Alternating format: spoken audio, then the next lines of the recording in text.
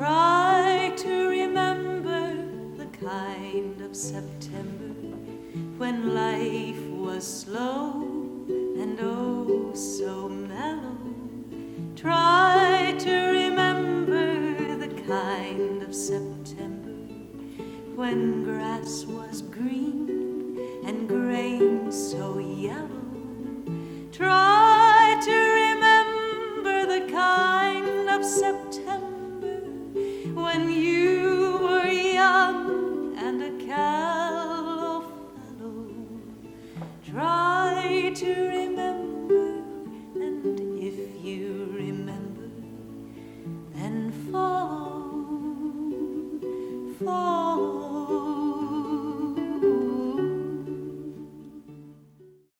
I'm Robert Evan Davis. My middle name is named after my father, Evan Davis. He didn't have a middle name or initial. And my mother was Flora Gale Halsey. And she was born in American Fork, Utah, and my dad was born in a little town out of Little Rock, Arkansas. But they didn't live there. They moved on west and ended up in Oregon. We grew up in a little 3-room brick house until I can still remember living in that house, and then we moved to another one, a bigger house. I had 3 older sisters, and they teased me and helped me get along with a lot in life. And every once in a while, my sister Irene, who was the most pleasant person, just one sister just older than me, her and I would fight, and it was always my fault.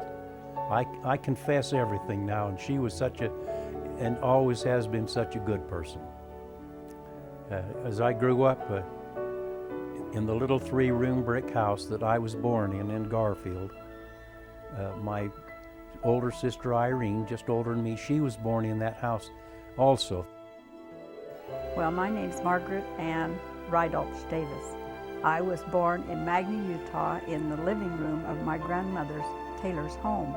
At the same time, they were having supper in the kitchen, which is only a door away.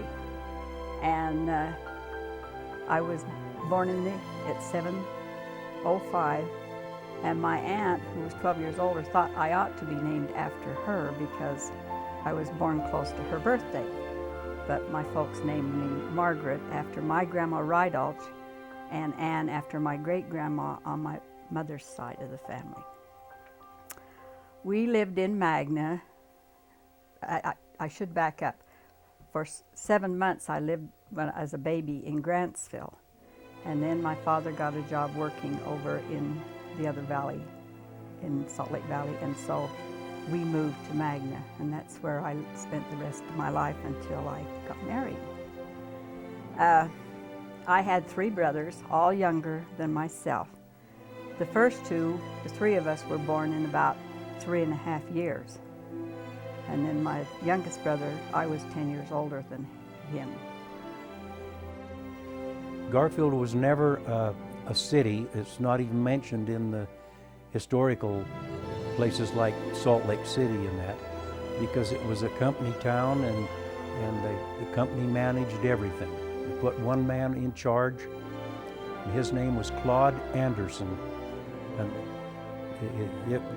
anytime you needed any repairs on the house, you'd go to the office downtown and make the report, and they would be up shortly, and they would repair your sinks and your fences or whatever had to be done. They were really a good company. And every Christmas, we would all go up to what they used to be the Utah Copper Club, and that was at Arthur.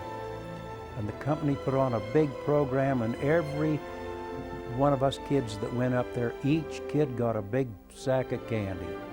And we thought, oh, that's wonderful. When I was about 5 years old, and my brother Richard was only a little over 4, or just under 4, we went to visit the neighbor across the street. We played with them, and the mother and dad had left their children, who were about our age, home alone. And so they had left a box of matches sitting on the table. And, you know, children would automatically pick up matches. Well, we took the matches and we went out into the yard and we found an old car that was just the metal. And we lit some matches in the car and nothing happened. Well, it didn't make a good fire, so we decided we had to move from there. They had an old barn in the yard and nobody was using it, and my little brother and her little brother piled a little straw, old straw, around the side of the barn where you would pull in with your hay wagon, and we lit the matches. And all of a sudden, we had a good fire. Well, they had to pack water from my grandmother and grandfather's home because there was no water on their property.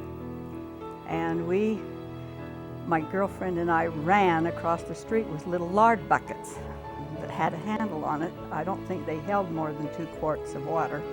Over to Grandpa's horse trough, filled them up and ran back to throw on the fire. Pretty soon I said, we better tell Grandpa because I don't think we can put out this fire. So we went over and told Grandpa, and they called the fire department, and they came down and they couldn't put out the fire. So Grandpa moved his derrick over by the barn and brought a big barrels of water, and that's how they put out the fire. But going back to Garfield, it was a good town to live in, and there were so many people helped each other. And I was 3 older sisters, Madge, oldest, then Doris, and then Irene, and then me. And I was really spoiled. They really pampered with me, and every day, no matter what happened, my mother spanked me, and I earned every spanking.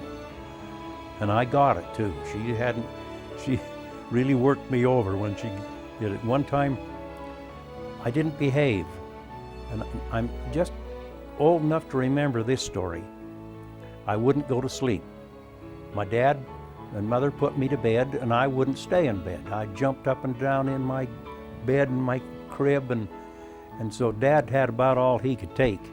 So he came in and he worked me over. Like the old cowboy song said, he made an attitude adjustment. And he spanked me really well. I can still remember it. And the next morning, we went out by the kitchen stove, and the neighbor lady come over. And I didn't want her to see my behind her. But my mother pulled me out and pulled my pants down and showed that woman my behind her. It was still red from Dad's handprints on there. But you know, I love them just as much as anything. And maybe a good spanking's what a lot of our kids need nowadays. Because we all the kids in those days, that's what they went through. My sisters were so good to me. Madge Gowns and her husband Jack, Doris and her husbands, they were good.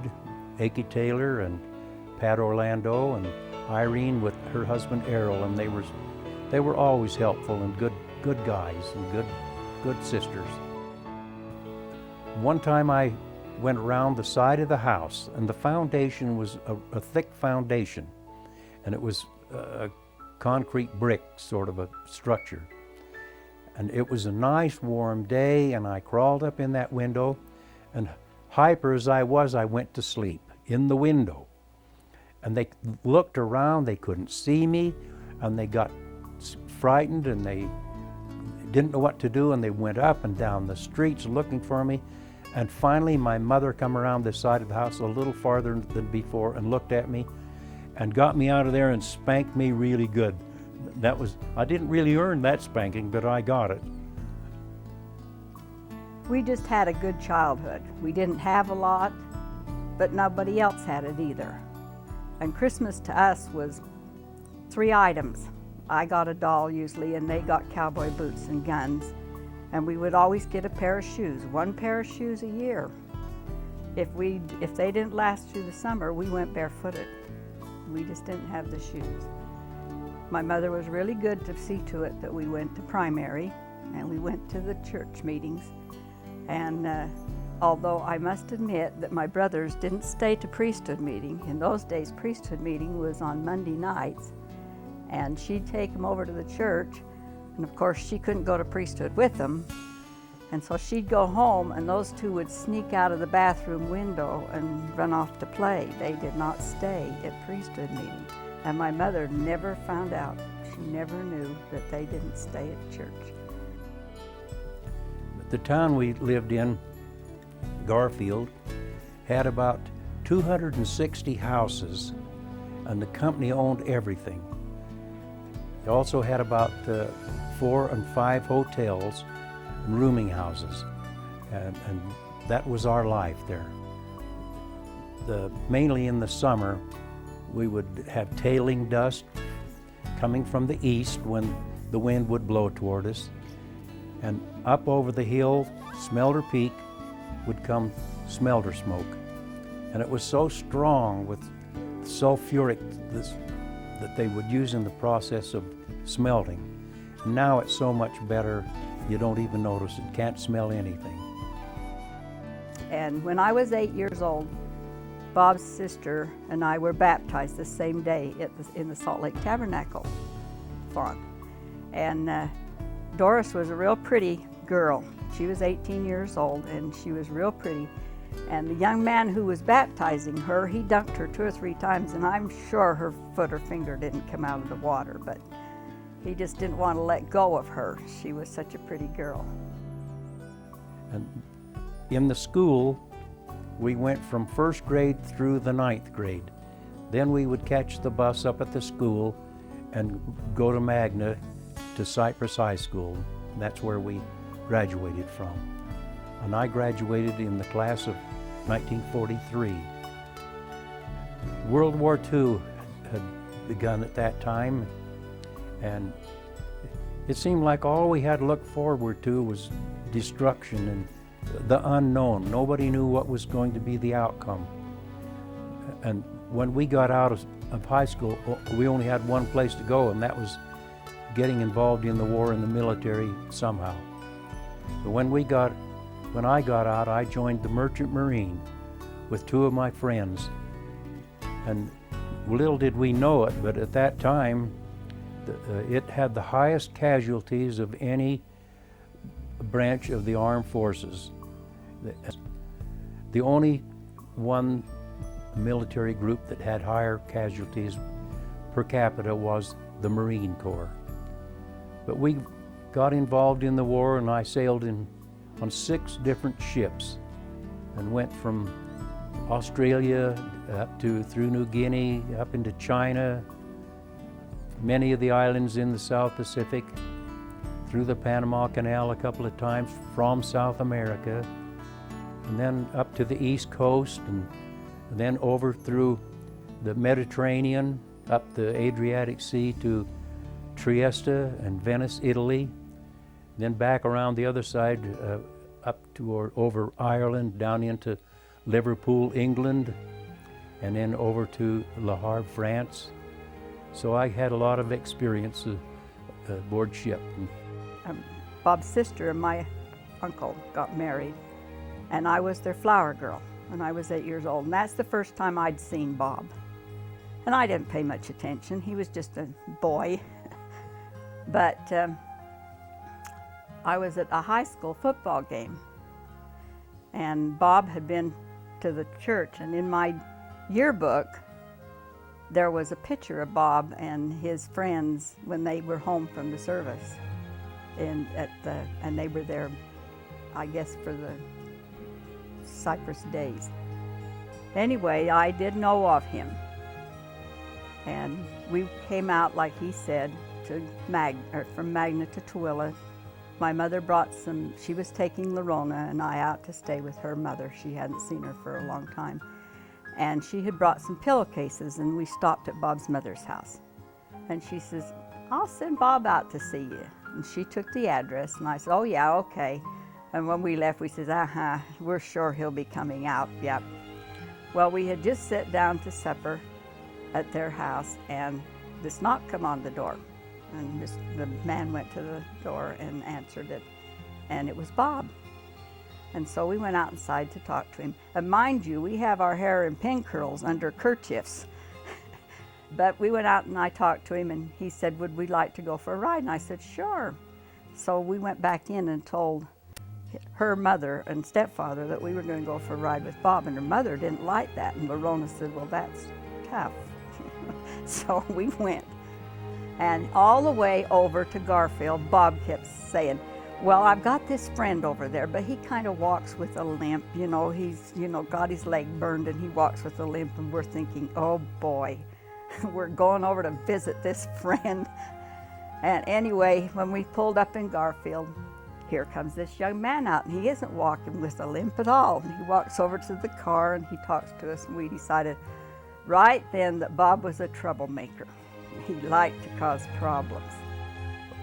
I knew Margaret quite a while before we were ever married, because my older sister, Doris, married Alden Taylor. His nickname was Akey. When Doris and Akey got married, they were married in our home, which by that time we'd moved across the street to a bigger house. And that's how I got to see Margaret and her brothers, or little brothers. They were little kids then. Margaret was with her mother and Margaret's friend Lorona, and they came out to Garfield, or to Tooele, to see my mother, and then go on out to what they called Todd Park.